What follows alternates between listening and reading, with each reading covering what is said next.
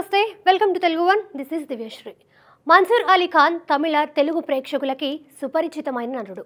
తనకి మాత్రమే సాధ్యమైన నటనతో ఎన్నో వైవిధ్యమైన పాత్రల్ని పోషించి అశేష అభిమానుల్ని సంపాదించుకున్నాడు. కొన్ని రోజుల క్రితం ప్రముఖ హీరోయిన్ త్రిష మీద చేసిన వ్యాఖ్యలతో వార్తల్లో నిలిచాడు. తాజాగా ఆయన చేస్తున్న ఒక ఆరోపణ పెనుదుమారం రేపుతుంది. మన్సూర్ అలీ ఖాన్ ఇటీవలే ఒక రాజకీయ పార్టీ కోసం ప్రచారాన్ని నిర్వహిస్తున్నాడు. ఈ క్రమంలో 2 రోజుల క్రితం తీవ్ర అస్వస్థతకి లోనయ్యాడు.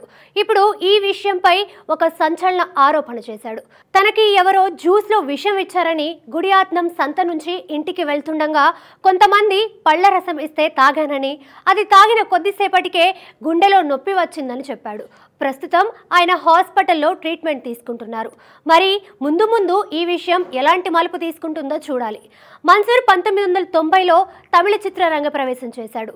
తమిళ, తెలుగు, మలయాళ, కన్నడ భాషల్లో కలిపి సుమారు 100 చిత్రాలకి పైగానే చేశారు. సింగర్గాను కొన్ని సినిమాల్లో పాటలు పాడి తన సత్తా చాటాడు. అలాగే ఎన్నో ప్రతిష్టాత్మక అవార్డులని కూడా పొందారు. ఆయన అన్ని సినిమాలు చేసినా కూడా కెప్టెన్ ప్రభాకర్లోని ఆయన క్యారెక్టర్ని ప్రేక్షకులు మర్చిపోలేరు. ఆ సినిమాతో తెలుగు ప్రేక్షకుల అభిమాన నటుడిగా కూడా మారాడు. ముఠామేస్త్రి, సాంబా, నరసింహ లాంటి చిత్రాలు ఆయన ఖాతాలో ఉన్నాయి. రీసెంట్గా విజయ్ లియోలో కూడా ఒక పవర్ఫుల్ పాత్రలో మెరిశాడు. ఆయన స్వస్థలం తమిళనాడులోని దిండిగల్.